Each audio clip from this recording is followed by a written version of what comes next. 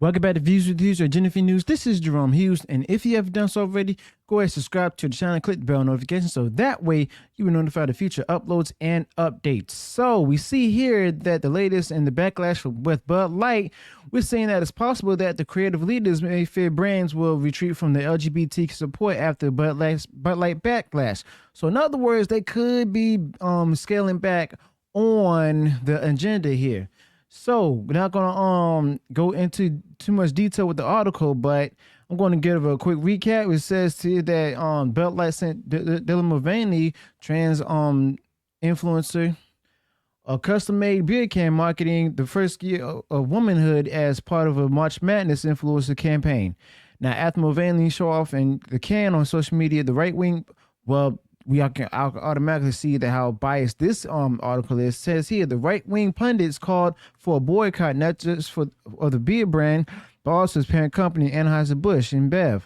So they just go ahead and they also went on ahead and explain how Kid Rock, mentioning the fact that he's wearing a MAGA hat and everything, went on ahead, took a gun and shot a bunch of with his rifle, a bunch of Bud Light cans, shouting F Bud Light and F Anheuser-Busch. So then the company that bought them, which is AB InBev, would eventually release a statement without an apologies, by the way, where it says that the CEO who's roundly criticized, and then to put two executives who oversaw Bud Light's collaboration with Mulvaney on leave. Okay, so they say here that the company was apologizing, but a lot of people out there stated that there was no apology that was mentioned in that statement. So going into details here, it says from someone named John Mandel, who's a co-founder and partner at Launch Squad, says their analysis was correct. But the marketing people, whom I assume are enlightened human beings, didn't seem to realize that the bear that they were poking, which was people who are anti-gay and resisting the social change that is necessary to reach ideals of equal rights and equal justice, he says. I'm concerned that this is going to put a lot of fear into large established middle American brands from supporting change. I'm not sure if I want to call that fear, you know? I'm not sure if I want to call that fear, making them afraid and everything, but it's like most likely it may mean for them to actually see that they won't make any money from it. It's not a matter of fear, because if it was fear, they wouldn't have done it in the first place. You know, it's just possibly them realizing that they're not going to make money from pushing this kind of agenda. So this is where they got to stop. Okay.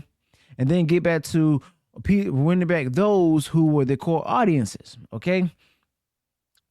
So it goes on to say that Budweiser's decision to publicly support Dylan Mulvaney and then to suspend this campaign and punish those leading its creation and implementation in the marketplace sends a chilling message not only to marketers and communications professionals, but the LGBTQ community and its allies overall.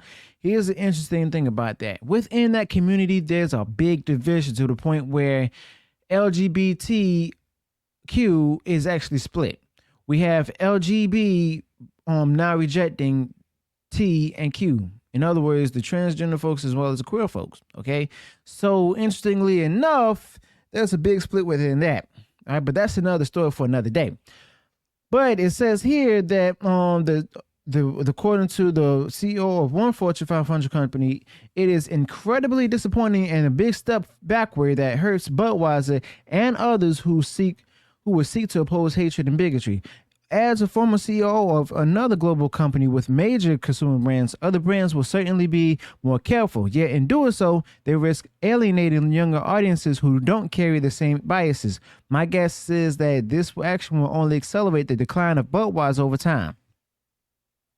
So, of course, the company didn't, who owns Bud Light, AB InBev, did not return any comments or anything. But they did share a statement where they says we work across a number of brands at AB, but can't comment on this issue. Here's the thing, though: when more people find out more of the brands, and a lot of people already know about these brands, including like different alcoholic beverages, guess what? They're going to cut those too. Those are also not going to be sold. Why? Because of the fact that Bud Light messed it up for everyone. You know. So we see here that it says here, Yet, what may be even more chilling to brands is that Bud Light's embrace of trans influencer didn't come out of left field. One of the brand's taglines is bringing people together for a better world. Anheuser-Busch InBev's DEI commitment reads, "We all feel we belong, whatever our personal characteristics or social identities. It includes gender identity and sexual orientation in the list of characteristics and identities." Now, it also states here that it gave a lot of money to a lot of organizations of a total of $100,000. And it's like it came to the point where they even made sold Bud Light in rainbow bottles back in 2019. But this track record would put celebrating Mulvaney within Bud Light's brand mission. However, the influencer outreach also took place as trans rights are being curtailed in many states. This is the bias that I told you about this article. Yep. But to make a long story short, if you go woke, you're gonna go broke. Okay. So are they really scaling back? It seems like it, but at the same time, it might be a little too late. They're gonna have to take them a lot to go ahead and get back their customers that they've lost.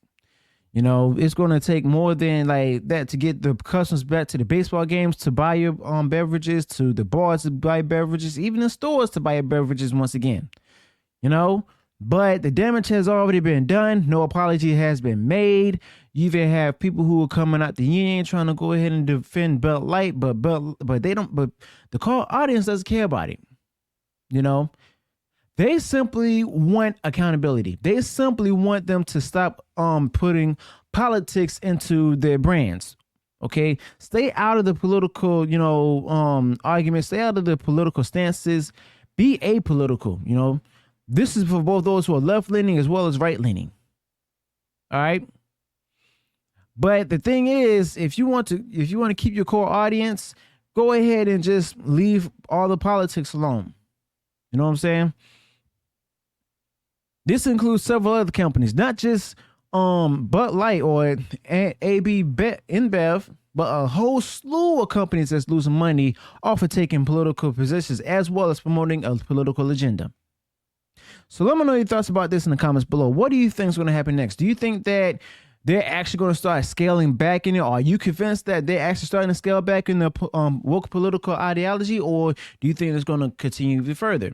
What's your stance on this? Let me know your thoughts about this in the comments below. Also, be sure to comment where I went wrong in the video and comment any additional thoughts that I might not have touched upon this topic. Also, if you enjoyed or shared in the video, go ahead and smash the like button. Also, share far wide across social media. And if you enjoyed what I shared in the content I shared, go ahead and subscribe to the channel and click the bell notification so that way you'll be notified of future uploads and updates. Until then, peace.